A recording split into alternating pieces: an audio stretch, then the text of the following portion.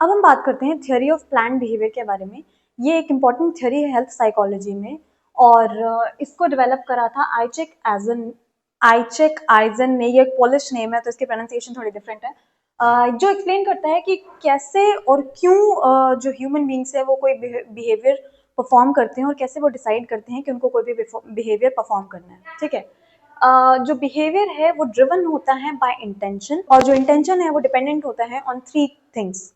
सबसे पहला एटीट्यूड, आपका एटीट्यूड क्या है उस चीज को लेकर। दूसरा सब्जेक्टिव नॉर्म्स और तीसरा परसीव्ड बिहेवियरल कंट्रोल। एटीट्यूड में आ जाते हैं आपके बिलीव्स, आपको क्या लगता है किसी चीज को करने से पहले। सब्जेक्टिव नॉर्म्स में आ जाते हैं आपके आसपास वालों को क्या लगता है कि आपको वो चीज करनी चाहिए कि नहीं। परसीव्ड बिहेवियरल कंट्रोल में आ जाता है कि आपको क्या लगता है कि वो चीज आप कर पाएंगे कि नहीं, वो आपके कंट्रोल में है या नहीं, ये सब चीजें। It's similar to self efficacy. इसको हम 2 एग्जांपल से समझते हैं। पहला, मान लेते हैं कि किसी इंसान का जो एटीट्यूड है टुवर्ड्स एक्सरसाइजिंग वो ये है कि हाँ ठीक है, एक्सरसाइज करना जो है वो एक अच्छी आदत होती है और वो मेरे हेल्थ के लिए भी अच्छी है। ठीक है, फिर सब्जेक्टिव नॉर्म्स, उसके आसपास के लोगों का क्या कहना है उसके इस बिहेवियर करने को लेकर। तो हाँ ठीक है, उसके फैमिली के लोग भी इनकरेज करते हैं कि हाँ आपको फिट होना चाहिए, आपको जिम जाना चाहिए।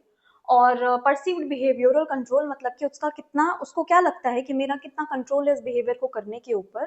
तो हो सकता है कि वो उसके पास टाइम है जिम जाने के लिए, ठीक है, पैसे हैं जिम की फीस भरने के लिए और एक्सेस भी है जिम का, मतलब कि घर के पास ही है जिम, या फिर अगर घर के दूर है जिम तो आपके पास गाड़ी है उस जिम जाने के लिए। समझ आ रहा है? तो उससे क्या होगा कि उस इंसान को लगेगा कि हाँ ठीक है मैं कर सकता हूँ ये बिहेवियर, उसमें उसको हाई कंट्रोल फील होगा कि मुझसे ये बिहेवियर हो जाएगा। परसीव्ड बिहेवियरल कंट्रोल जो है वो हाई है, तो फिर वो इंसान जो है वो जिम जाना स्टार्ट कर देगा। Conversely, on the other hand, अगर हम ये देखें कि मान लेते हैं कि इसी इंसान को लगता है कि यार सिगरेट पीने से ना बहुत स्ट्रेस रिलीफ होता है, ठीक है, उसका एटीट्यूड टुवर्ड सिगरेट स्मोकिंग ये है। फिर सब्जेक्टिव नॉर्म में अगर हम देखें तो उसके आसपास के दोस्त भी सब सब स्मोक करते हैं, ड्रिंक करते हैं। फिर परसीव बिहेवियरल कंट्रोल में उस इंसान को लगेगा कि यार मेरा ना लो कंट्रोल है उस बिहेवियर को छोड़ने के ऊपर, तो मैं नहीं छोड़ पाऊंगा, तो इस वजह से वो उस चीज को छोड़ नहीं पाएगा और वो बिहेवियर कंटिन्यू होता जाएगा, है ना। तो ये है थ्योरी ऑफ प्लान्ड बिहेवियर। इसका फायदा ये है कि ये प्रिडिक्टिव होती है, इसमें आपके सोशल फैक्टर्स, आपके जो कॉग्निटिव फैक्टर्स हैं उन सबको मद्देनजर रखते हुए बनाया गया है।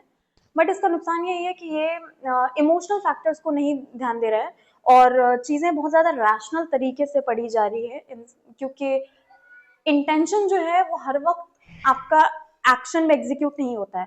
हो सकता है ना कि हम बोलते हैं कि ठीक है मैं कल से पढ़ूंगा, आपका इंटेंशन तो है कि आप कल से पढ़ेंगे, बट ऐसा होता नहीं है। या किसी भी चीज में कि आप कल से वर्कआउट करने जाएंगे, आपने सब कुछ प्लान कर लिया, आपका पूरा इंटेंशन है, बट वो एग्जीक्यूट नहीं होता है। ठीक है, तो ये हो गया थ्योरी ऑफ प्लान्ड बिहेवियर।